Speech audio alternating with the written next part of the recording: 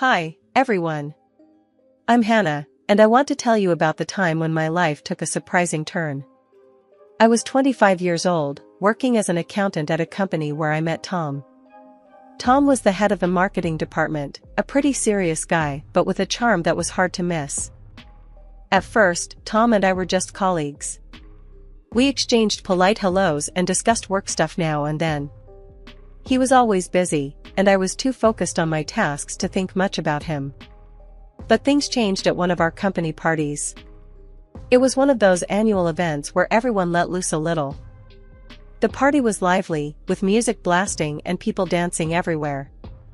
I wasn't much of a dancer, so I decided to take a break on the balcony, away from the noise. That's when Tom joined me. We chatted for a bit about work and the usual small talk. I noticed how his serious demeanor from the office melted away into a more relaxed and friendly vibe. We started talking about our lives outside work, our interests, and what we liked to do for fun. "So, what do you do for fun, Tom? I can't imagine you being anything but serious," I teased. He laughed. "Well, I enjoy hiking and playing the guitar. I guess I'm not all work and no play after all." As the conversation flowed, there was a moment of silence. We looked at each other, and without thinking, we leaned in and kissed. It was spontaneous, unexpected, but it felt natural. Pulling back slightly, Tom looked a bit surprised. "Wow, I didn't see that coming," he said, a bit breathless. "Me neither," I admitted, feeling a mix of excitement and nervousness. "But it felt right, didn't it?" "Yeah, it did," he agreed, smiling. The next day at work, there was a different energy between us. We started spending more time together, having lunch, and going for coffee breaks. Our first date was simple yet perfect. We went to a cozy little restaurant downtown. We talked for hours about everything, our childhood, our dreams, our fears. It felt like we had known each other forever. 2 years flew by, filled with countless memories and shared moments. One day, Tom suggested we take a trip to Hawaii. I was thrilled. Little did I know, he had something big planned. On the last evening of our trip, as the sun set on the beautiful beach, Tom got down on one knee and pulled out a ring. "Hannah, you've made me happier than I ever thought possible. Will you marry me?" I was overwhelmed with emotion. "Yes, Tom, I will," I said, tears of joy streaming down my face. We returned home, and the preparations for our wedding began. It was a whirlwind of excitement and planning. Tom introduced me to his parents, Nancy and John. They were a kind and welcoming couple, and I felt instantly at ease with them. We had a simple wedding, but filled with lots of laughter and joy, especially thanks to Tom's huge, fun-loving family. I never knew he had so many relatives who loved to party. After the wedding, Tom moved into my house, the one I inherited from my grandfather. It wasn't huge, but it was cozy, and I loved it. Tom insisted I become a housewife, and after thinking it over, I agreed. The idea of taking care of our home and spending more time with Tom sounded nice. The first 6 months of our marriage were like a dream. We were inseparable, spending every moment together. We'd go for long walks, binge-watch our favorite shows, and just enjoy each other's company. The house felt so peaceful, and I loved making it our own little nest. Tom's parents, Nancy and John, started visiting us more often. They'd drop by unannounced, but I didn't mind too much at first. It was nice having them around, and they seemed to enjoy our company too.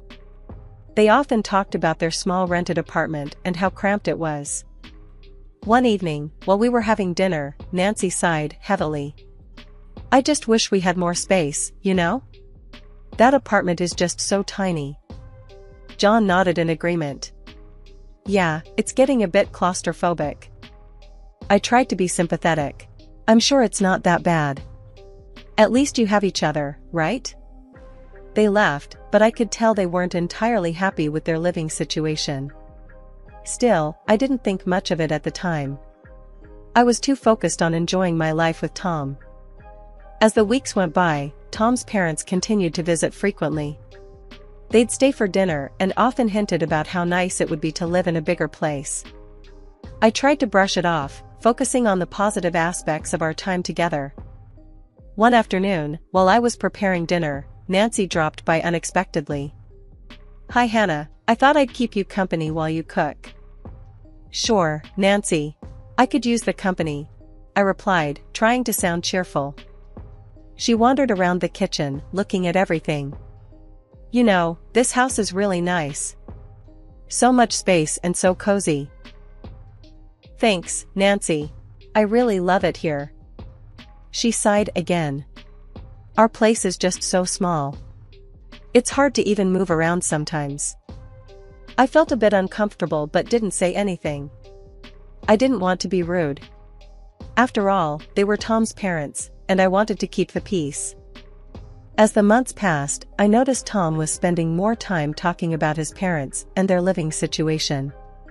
He'd bring it up during our dinners and casual conversations. "Hannah, my parents really struggle in that tiny apartment. It's not fair for them, you know?" "I get it, Tom. But they seem to manage, right?" "Yeah, but still, I wish there was more we could do for them." I nodded, not knowing what else to say. I wanted to support Tom, but I also didn't want to disrupt the peace and comfort of our home. I hoped things would just work themselves out. One day, Tom came home and casually said, "Hannah, my parents need to stay with us for a couple of weeks. Their apartment is getting renovated." I blinked, a bit taken aback, but wanting to be supportive.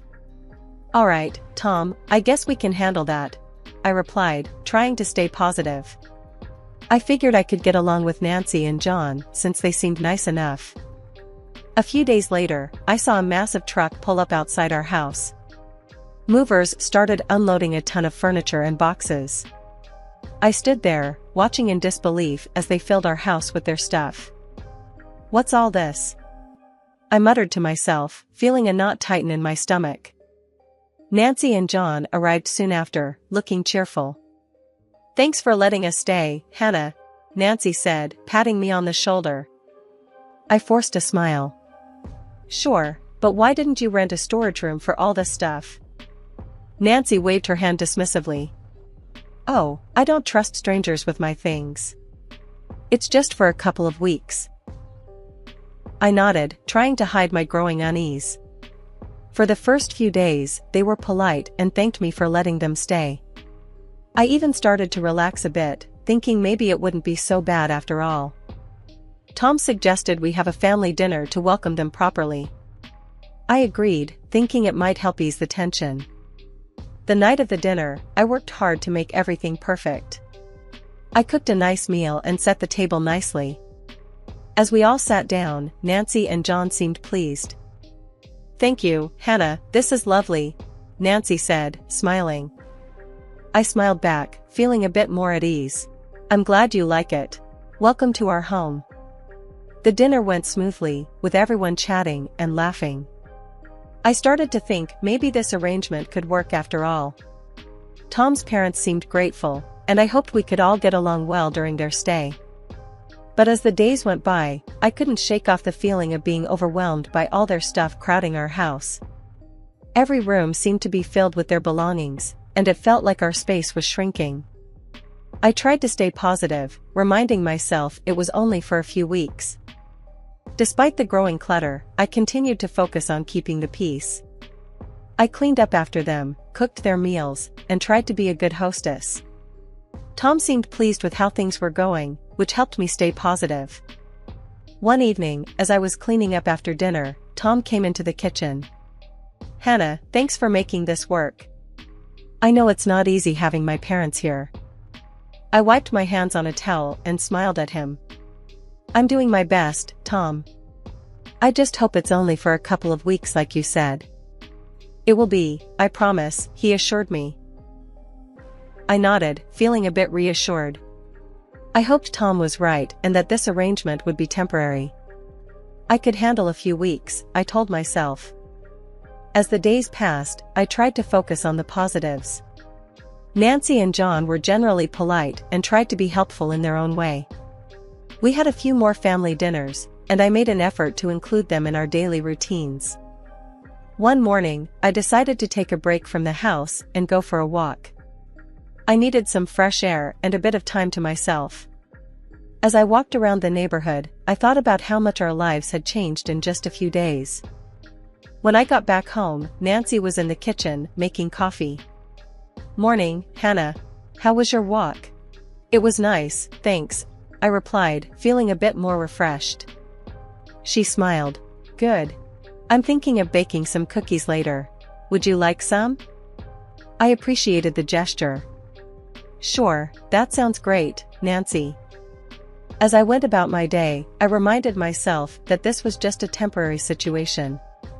I could handle a few weeks of extra company and clutter. It wasn't ideal, but it was manageable. Things took a turn after a few days of my in-laws moving in. It started slowly, but soon became clear that Nancy and John were taking over our house. It began one morning when I was making breakfast. Nancy walked into the kitchen and wrinkled her nose at the spread. "Hannah, what's this?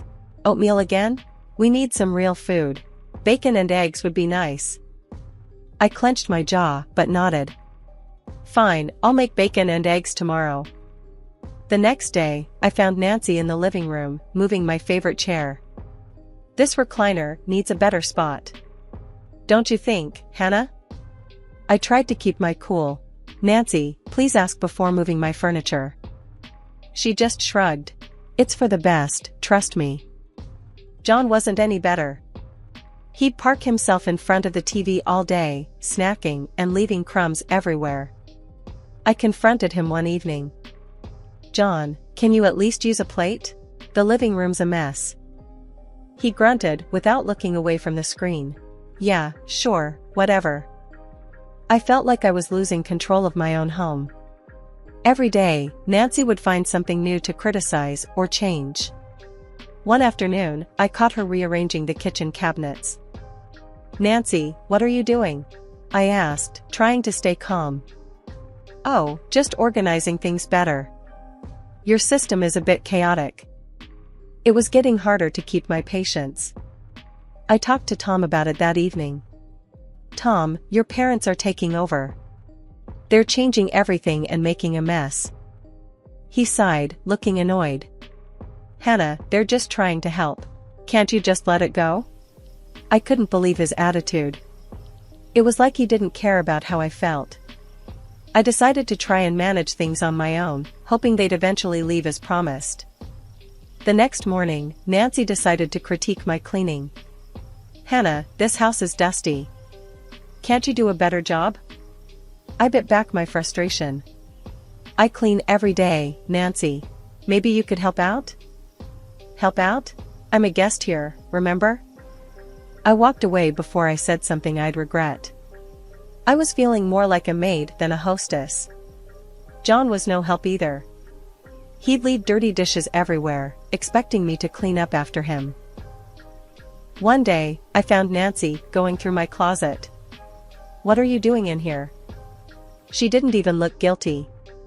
"Just seeing if you have something I can borrow. We're about the same size." "Nancy, you can't just go through my things. Ask first." She huffed and walked out, muttering under her breath. I felt like I was losing my mind. Tom's lack of support made it even worse. Every time I brought up an issue, he'd brush it off. The next morning, Nancy announced she was going to redecorate the guest bedroom. "I think this room needs a new look. I'll bring in some new curtains and a bedspread." I stared at her, incredulous. "Nancy, this is my house. You can't just change everything without asking. We're just trying to make it more comfortable, Hannah. You should be grateful." I felt a wave of anger and frustration, but decided to walk away. I needed to find a way to regain control of my home and my life. I hoped Tom would eventually see reason, but I wasn't holding my breath. Things had gone from bad to worse. Nancy, my mother-in-law, started taking my bank card without even asking. One day, I noticed charges on my account that I didn't make. It was Nancy, buying things for herself. I confronted her about it. Nancy, you took my card without asking. You can't do that. She looked at me, unbothered. Hannah, we needed a few things. What's the big deal? It's my card, Nancy. You need to ask first. She shrugged and walked away, leaving me fuming. I decided to talk to Tom about it, hoping he'd back me up. Tom, your mom's been using my bank card without asking. This has to stop, I told him that evening. He barely looked up from his phone. Hannah, it's just some groceries and stuff. She can use it, we live off my income anyway. I walked away, feeling defeated. It was clear Tom wasn't going to support me. I felt like I was losing control of my own finances, let alone my house. A month passed, and there was no sign of Nancy and John leaving. Every day felt like a struggle to maintain some sense of normalcy. They were constantly going through my things, rearranging the house, and demanding specific meals. One evening, during dinner, I decided to bring up the topic. Nancy, John, when do you think you'll be heading back to your apartment? They both laughed, and I looked at them, confused. Tom finally spoke up, Hannah, they're staying here indefinitely.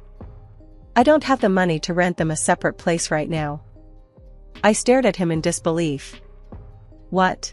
Indefinitely? Tom, we didn't agree on this. They're my parents, Hannah. They need a place to stay. I felt a wave of depression wash over me. This wasn't what I signed up for. Now I was stuck serving my in-laws, who acted like they owned the place. The kitchen was another battleground. Nancy had specific demands for meals and wasn't shy about making them known. Hannah, I want roast beef for dinner tonight. Make sure it's done right, she instructed one morning. I bit my tongue, trying to stay calm. I'll see what I can do, Nancy. Every day felt like a struggle to keep my sanity. Tom was no help, constantly siding with his parents. I felt trapped in my own home, forced to cater to people who treated me like a servant. One evening, I decided I'd had enough. I needed to confront Tom and make him understand how miserable I was. Tom, this can't go on. Your parents are treating me like a servant, and it needs to stop, I said, my voice trembling with frustration. He shook his head. You're overreacting. Just deal with it. I felt tears of frustration welling up, but held them back. It was clear Tom wasn't going to change his stance. I knew I had to find a way to stand up for myself and take back control of my life. As the days went on, I tried to set firmer boundaries with Nancy and John, but it felt like a losing battle. They continued to overstep, and Tom continued to defend them. So, one day I went for a run to clear my head and ended up taking a nasty fall. I broke my leg and some good Samaritans called an ambulance for me. After a long day at the hospital, I finally got back home in a taxi, exhausted and in pain. When I hobbled through the door on crutches, Nancy and John were sitting in the living room, watching TV. Tom was there too, looking annoyed. Nancy glanced up and said, "Where's dinner, Hannah? We had to order pizza." I pointed to my leg, still throbbing with pain. I broke my leg. I couldn't cook. Tom chimed in, clearly irritated. "Hannah, stop pretending. You can still cook." Pretending? I was at the hospital all day, Tom. I shouted, feeling the frustration boiling over. "No need to get dramatic," Nancy said, turning back to the TV. I was forced to cook dinner on crutches the next day. It was a struggle, but I managed to get something on the table. Nancy and John still found reasons to complain. A few days later, we were having dinner when Nancy dropped another bombshell. "We've invited our relatives over for Thanksgiving. Since you're laid up with that leg, you should move out for a couple of weeks. They'll need the space." I stared at her in disbelief. "You want me to leave my own house?"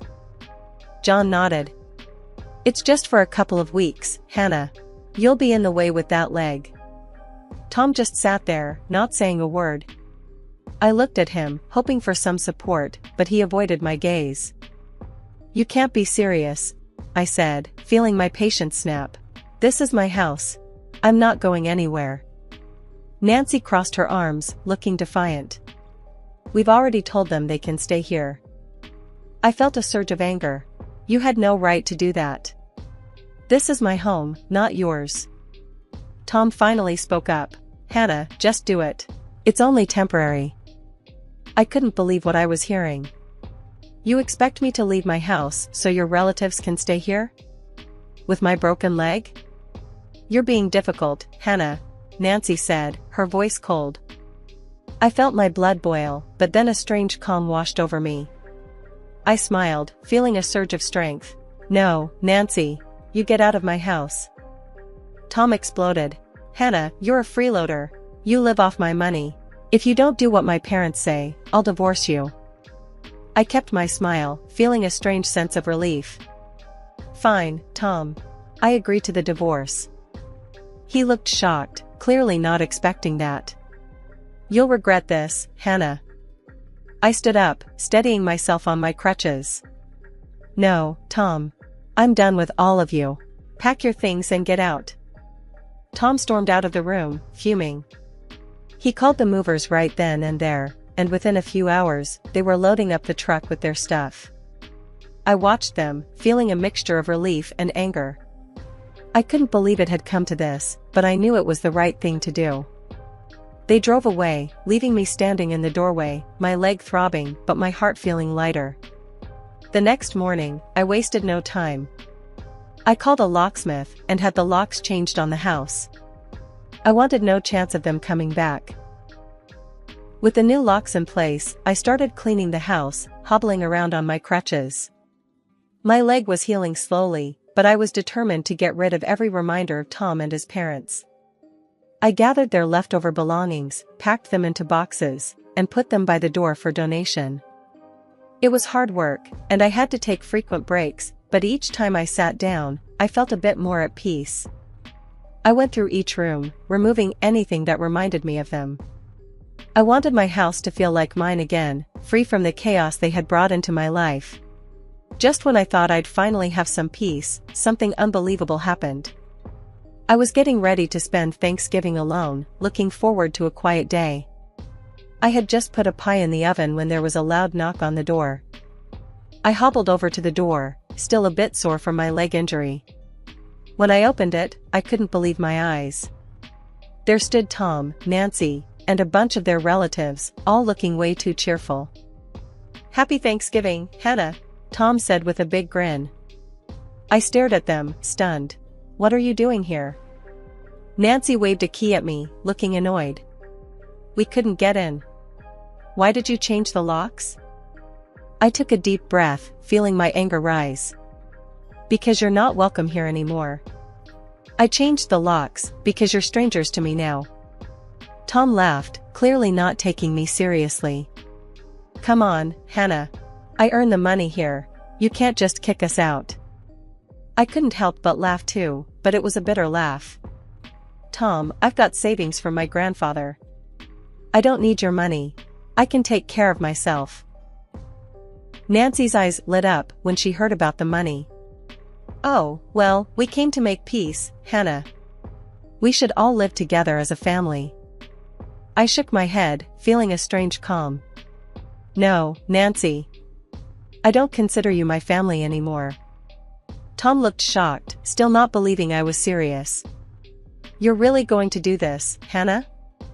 I nodded and pulled out the divorce papers I had prepared. "Yes, Tom. Here are the divorce papers. I'm done." Nancy tried to push past me. "Hannah, let's talk about this inside." I stepped in front of her, blocking the doorway. "No, you're not coming in. If you don't leave, I'll call the police." They all stared at me, completely stunned. Tom tried one last time. "Hannah, don't do this. Let's talk calmly." I shook my head. "No, Tom. I'm finally doing what's right for me. Now leave." They muttered and scowled, but they finally turned and left, throwing insults over their shoulders, calling me cruel and arrogant. I watched them go, feeling a huge weight lift off my shoulders. I closed the door and locked it, leaning against it for a moment, feeling a mix of relief and sadness. It was over. I had stood up for myself and taken control of my life. As the days passed, I focused on healing and rebuilding my home. I got rid of everything that reminded me of Tom and his family, creating a space that was truly mine. It wasn't easy, but every step I took made me feel stronger and more in control.